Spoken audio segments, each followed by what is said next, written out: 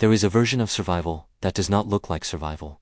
It does not look dramatic. It does not look broken. It does not look like someone begging for help, falling apart in public, or telling everyone how much pain they carry. Sometimes survival looks like being the reliable one, the calm one, the one who notices everything, the one who never needs too much, never asks for much, never becomes a burden, the one people describe as mature, independent, emotionally intelligent, disciplined, easy to be around. But here is the uncomfortable possibility. Some of the traits people praise in you may not have started as strengths. They may have started as protection. And over time, protection can become so familiar that you stop recognizing it as protection. You just call it your personality. You say, I've always been like this. But maybe you have not always been like this. Maybe you became like this. Maybe your nervous system learned certain rules long before you had the language to question them. Rules like, do not need too much. Do not trust calm too quickly. Do not relax until you know the mood in the room. Do not speak until you know it is safe. Do not ask for help unless you are ready to be disappointed. Do not show too much of yourself, because being seen can become dangerous when the wrong people are watching. And the strange thing is, these patterns often work, at least at first. They help you read people. They help you avoid conflict. They help you stay prepared. They help you survive environments where other people were unpredictable, unavailable, critical, unstable, or emotionally unsafe. But what helps you survive one season can quietly limit you in the next one. And that is what most people never stop to ask. Not, what is wrong with me? But, when did this behavior begin to feel necessary? Because behavior always has a history. The first survival pattern is being extremely good at reading people. Most people treat this like a gift, and in many ways, it is. You notice the small shift in someone's voice. You can feel when a room changes. You know when someone says, I'm fine, but something underneath is not fine at all. You catch the pause before the answer, the face before the reaction, the tension before the conflict. People may call you intuitive. They may say you are emotionally intelligent. They may come to you because you seem to understand what others miss. But sometimes this ability was not born from curiosity. It was born from necessity. If you grew up around people whose emotions changed without warning, you may have learned to scan the room before you ever learned to rest in it. A child in an unpredictable environment becomes a student of tone, silence, facial expressions, footsteps, doors, breathing, pauses, and moods. Not because the child is dramatic, because the child is adapting. If you could detect the shift early enough, maybe you could soften yourself. Maybe you could disappear. Maybe you could say the right thing. Maybe you could prevent the explosion, the withdrawal, the criticism, the coldness. And then, adulthood comes. But the scanning does not stop. Now you are in safe rooms, with safe people, in ordinary situations. But your mind is still running background checks. Is this person upset? Did I say too much? Did their tone change? Are they pulling away? Is something about to happen? The gift becomes exhausting when it never turns off. So the question is not simply, can you read people? The deeper question is, do you feel free not to? The second pattern is confusing peace with danger. This one surprises people, because everyone says they want peace, a stable relationship, a calm home, a predictable life, a kind person who does not punish you with silence, chaos, or emotional games. But when peace finally arrives, some people do not relax. They become suspicious. They feel like they are waiting for something. The quiet feels too quiet. The kindness feels too easy. The consistency feels unfamiliar, almost unreal. And because the nervous system often trusts what is familiar more than what is healthy, peace can feel threatening when chaos was your normal. This is why some people keep ending up in situations that hurt them, even when they consciously want something better. It is not because they love pain. It is not because they are weak. It is because a familiar storm can feel safer than an unfamiliar calm. In chaos, at least they know who to become. They know how to adapt. They know how to shrink. They know how to prepare. They know how to survive. But peace asks something different. Peace asks you to stop performing. Stop predicting. Stop bracing. Stop proving that you are useful enough to stay. And for someone who built an identity around survival, peace can feel like standing in an open field with no armor. The body may ask, what do I do here? And the honest answer may be, you learn. Slowly. You learn that calm is not always the moment before pain. You learn that consistency is not a trap. You learn that love does not have to make you nervous to feel real. The third pattern is needing control, but calling it responsibility. There is a kind of control that looks impressive from the outside. You plan ahead. You think through every outcome. You prepare for problems before they appear. You do not like leaving things vague. You prefer structure, clarity, timing, order. People may admire this about you. They may call you disciplined, organized, dependable. And maybe you are. But sometimes control is not about excellence. Sometimes, control is anxiety with a calendar. It is the nervous system saying, if I can predict everything, maybe nothing will hurt me. If your early environment taught you that things could change suddenly, that moods could flip, that rules could shift, that safety could disappear without warning, then control becomes a way to breathe. You are not just planning. You are protecting yourself from uncertainty. That is why small changes can feel bigger than they should. A cancelled plan, a vague answer, a delayed message, a last-minute decision. To someone else, it is just life. To your nervous system, it may feel like the ground moved. And this is where many people judge themselves unfairly. They say, why can't I just go with the flow? But maybe the flow once carried you somewhere unsafe. Maybe unpredictability was not exciting. Maybe it was the beginning of emotional danger. So now you try to build a world where nothing can catch you off guard. But here's the cost. If control becomes your only definition of safety, then anything outside your control will feel unsafe. Even good things, even growth, even love, even God-given opportunities that require trust before certainty. The fourth pattern is struggling to receive care. This may be one of the quietest wounds, because it often hides behind independence. You know how to help others. You know how to show up. You know how to be useful, thoughtful, loyal, generous, present. But when someone tries to care for you, something in you pulls back. A compliment feels uncomfortable. A gift feels suspicious. An offer of help feels like a debt. A kind gesture makes you wonder what they want in return. And before they can even finish offering, you say, no, it's okay. I've got it.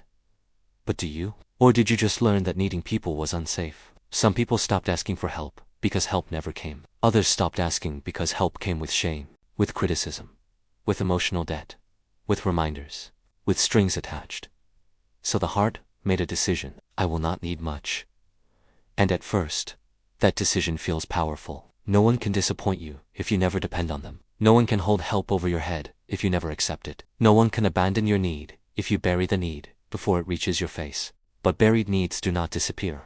They just become harder to name.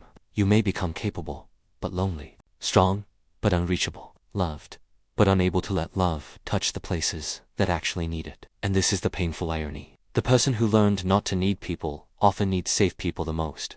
Not to rescue them, not to fix them, but to show them that care does not always come with a hidden cost. The fifth pattern is over-explaining yourself. You give long answers to simple questions. You justify decisions that no one challenged. You apologize for having preferences. You prepare defenses before anyone accuses you. You explain the reason behind the reason behind the reason. And sometimes, halfway through talking, you can feel it happening. You know you are saying too much. But stopping feels unsafe. Because somewhere in your history, being misunderstood may have been costly. Maybe your choices were questioned constantly. Maybe your motives were assumed to be wrong. Maybe you were made to feel guilty for normal needs, normal boundaries, normal mistakes. So you learn to build a courtroom around every decision. Evidence, context, defense, explanation, proof. Not because you enjoy talking in circles. Because some part of you still believes that being understood is the only way to be safe. But healthy relationships do not require you to present a legal case for being human. Sometimes, I can't today is enough. Sometimes, that doesn't work for me is enough. Sometimes, I need time is enough. And the people who are safe for you will not require a full confession every time you have a boundary. The sixth pattern is minimizing your own pain. This is the one many people do automatically. It wasn't that bad. Other people had it worse. I'm fine now. I don't want to make it a big deal. I barely think about it. And sometimes perspective is healthy. But reflexive minimization is different. It is not perspective. It is self-erasure, dressed as maturity. It is the habit of shrinking your own pain before anyone else gets the chance to dismiss it. Often, this begins when your pain was inconvenient to someone else. Maybe you were told you were too sensitive, too dramatic, too needy, too emotional. Maybe no one said those words, but their reactions taught you the same lesson. Your sadness made people impatient. Your fear made people uncomfortable. Your needs created tension. So you learned to edit your pain until it became acceptable. Small enough, quiet enough, easy enough for other people to ignore. But pain that is constantly minimized does not heal. It hides. And what hides will often return in other forms. Anxiety with no clear source. Emotional numbness. Sudden irritability. A heaviness you cannot explain. A strange feeling that something inside you is still waiting to be acknowledged. This is why recognizing the pattern matters. Not so you can blame your past forever, but so you can stop abandoning yourself in the same way you were once abandoned. And if you have recognized yourself in even one or two of these patterns, do not rush to judge yourself. Pause. Because the point is not to turn your personality into a problem. The point is to ask whether some of your strongest traits are still serving the person you are becoming, or only protecting the person you had to be. And in the next part, we are going deeper. We are going to talk about emotional detachment, fear of being truly seen, conflict avoidance, rejection, sensitivity, and the hidden reason some people can function perfectly while feeling completely disconnected inside. Before we go there, subscribe to Mind Motive Theory if this kind of reflection makes you see yourself more clearly. And write in the comments which pattern felt the most familiar so far, not the one you saw in someone else, the one you recognized in yourself, because that is where real change begins. The seventh pattern is emotional detachment, when things become intense. This one can be confusing because it does not always look like avoidance. Sometimes it looks like strength. You are the person who stays calm when everyone else panics. You know what to do in a crisis. You can make decisions, solve problems, handle pressure, keep moving. People may say, "I don't know how you stay so composed." But they may not realize something important. You are not always calm. Sometimes you are disconnected. There is a difference. Calmness is presence with peace. Detachment is distance from feeling.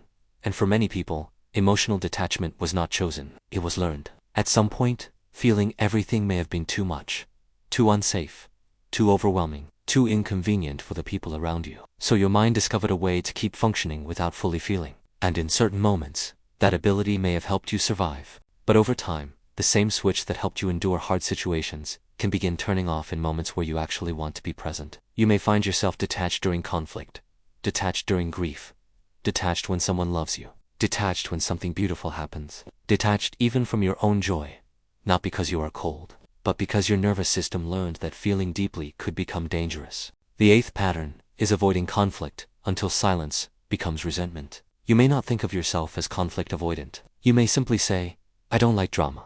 And that may be true. But sometimes what we call peace is actually fear wearing polite language. You tell yourself it is not worth bringing up. You say you are just being patient. You convince yourself you can handle it. So you stay quiet. Again, and again, and again. But the problem does not disappear. It collects. A small disappointment becomes a quiet distance. A repeated boundary violation becomes bitterness. A conversation that should have happened early becomes a relationship crisis months later. And when everything finally comes out, it may look sudden to the other person. But it was not sudden. It was stored. Conflict avoidance often begins in places where honesty had consequences. Maybe speaking up led to anger. Maybe disagreement led to punishment. Maybe asking for change made someone withdraw affection. Maybe your truth was treated like disrespect. So you learned the rule. Silence is safer than expression. But silence is not always peace. Sometimes, silence is where the truth goes to suffocate. Healthy conflict is not the enemy of love. Sometimes, it is the doorway to a more honest version of it. The ninth pattern is fear of being truly seen. This is different from being shy, different from being private, different from not liking attention. This is the discomfort that rises when someone sees past your performance. When someone notices your pain before you explain it. When someone praises something real in you, and you immediately want to deflect. When someone looks at you with kindness, and instead of feeling safe, you feel exposed. Some people can be socially skilled and still deeply hidden. They can make others laugh. They can lead conversations. They can be admired, respected, even loved. But the version people see is carefully managed, controlled, edited, acceptable. The real self stays protected behind the curtain. This often happens when visibility once came with shame. Maybe being noticed meant being criticized. Maybe being singled out meant embarrassment. Maybe your emotions were mocked. Maybe your mistakes became proof that something was wrong with you. So you learned to show people a version of yourself that could not easily be attacked. Useful, but not needy. Funny, but not vulnerable. Strong, but not open. Present, but not fully available. And the tragedy is this. The part of you most desperate to be loved may also be the part you hide the most, because being seen once felt unsafe. The 10th pattern is rejection sensitivity. A delayed message feels heavier than it should. A slight change in tone stays in your mind for hours. A neutral facial expression feels like disapproval. Someone becoming busy feels like abandonment. And even when the logical part of you says, "This probably means nothing," your body does not believe it. Your body reacts as if something important is slipping away. This does not make you weak. It means your system may have been trained to detect withdrawal very early. If care was inconsistent in your life, if warmth appeared and disappeared without explanation, if closeness was followed by distance, then your mind learned to watch for signs. Any sign. Because early detection once gave you a chance to adjust, to become easier, quieter, more useful, less demanding, more pleasing, more lovable. But in adulthood, this early warning system can become exhausting. You may read danger into distance, rejection into silence, abandonment into ordinary human inconsistency. And the painful part is that you may start protecting yourself before anyone has actually left. You pull away first. You become cold first. You act like you do not care first, not because you want distance, but because anticipated rejection feels more controllable than unexpected rejection. The 11th pattern is being useful instead of being vulnerable. This one hides in generosity. You know how to help. You know how to serve. You know how to listen. You know how to become the safe place for everyone else. But when it is your turn to be known, something changes. You redirect the conversation. You make a joke. You say, "I'm okay." You ask about them instead. Being useful feels safe because it gives you a role. And roles are easier than vulnerability. If you are the helper, you do not have to be the one who needs help. If you are the strong one, you do not have to explain where you feel weak. If you are the wise one, you do not have to admit where you feel lost. But usefulness is not the same as intimacy. People can appreciate you and still not know you. They can depend on you and still never reach the hidden rooms inside you. And sometimes, without realizing it, you may train people to love your function more than your person. Not because they are cruel, but because that is the only version of you that you consistently offer. The 12th pattern is feeling guilty when life becomes easier. This is rarely discussed. Some people do not know how to receive ease. When things start improving, they feel uneasy. When life becomes calmer, they look for a problem. When someone treats them well, they feel suspicious. When rest becomes available, they feel irresponsible. When joy appears, they brace for loss. It is as if peace must be paid for. As if good things cannot simply arrive without a hidden consequence. This often happens to people who had to earn emotional safety.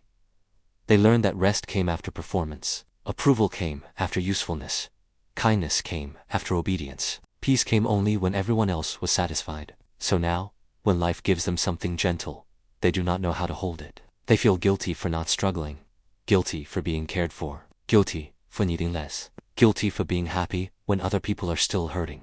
But healing will often require you to stop treating peace like something you stole. You are allowed to have a life that does not constantly demand survival from you. You are allowed to receive kindness without preparing for punishment. You are allowed to rest without proving you deserve it first. And this brings us to the most important point in this entire conversation. These patterns are not proof that you are broken. They are proof that your mind and body tried to protect you with the information they had.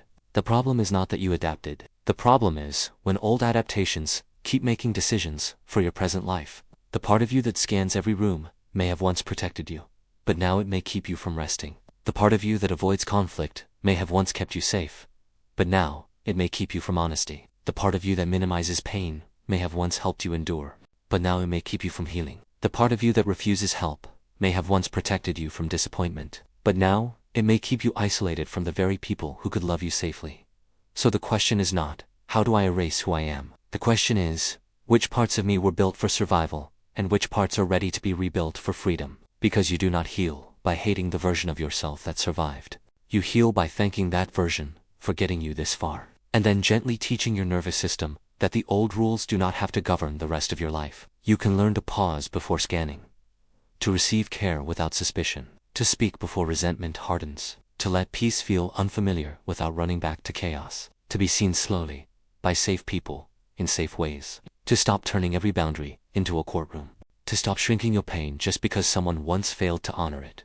And no, this does not happen instantly. Recognition is not the same as transformation, but recognition is where transformation begins. Because once you can name the pattern, you no longer have to become it automatically. You can notice it, question it, breathe through it, choose differently, even if only in small ways, at first, and those small choices matter. The first time you say, "Actually, I do need help." The first time you say, "That hurt me," without apologizing for having feelings. The first time you let someone be kind without searching for the hidden cost. The first time you rest without explaining why you are allowed to. The first time you realize peace feels strange, but you stay anyway. Those moments may look small from the outside, but inside, they are revolutions. Because you are not just changing behavior. You are updating the story your nervous system has been telling about what it takes to be safe. And maybe the most powerful thing you can understand is this. Your personality is not fake. Your strengths are not meaningless. Your independence, awareness, discipline, sensitivity, and depth may be real, but some of them may have been shaped by environments that required too much from you too soon. So the goal is not to reject those strengths. The goal is to free them from fear. To keep the wisdom without the constant alarm. To keep the empathy without the exhaustion. To keep the discipline without the pressure. To keep the independence without the loneliness. To keep the depth without disappearing inside it. If this video made you recognize yourself, do not rush past that. Stay curious. Ask when the pattern began. Ask what it protected you from. Ask whether it is still needed in the same way. And most of all, ask what kind of person you might become if safety no longer had to feel like control, silence, distance, or self-denial. Because maybe the real you is not the version that learned to survive everything alone. Maybe the real you is the person who begins to appear when survival is no longer the only rule. If this spoke to something in you, subscribe to Mind Motive Theory. This channel is for people who want to understand the hidden patterns behind the way they think, feel, react, and protect themselves. And before you leave, write in the comments, which survival pattern did you recognize in yourself the most? Not to judge yourself, not to diagnose yourself, but to begin seeing clearly. Because sometimes, the moment you name the pattern, is the moment it finally starts losing power over you.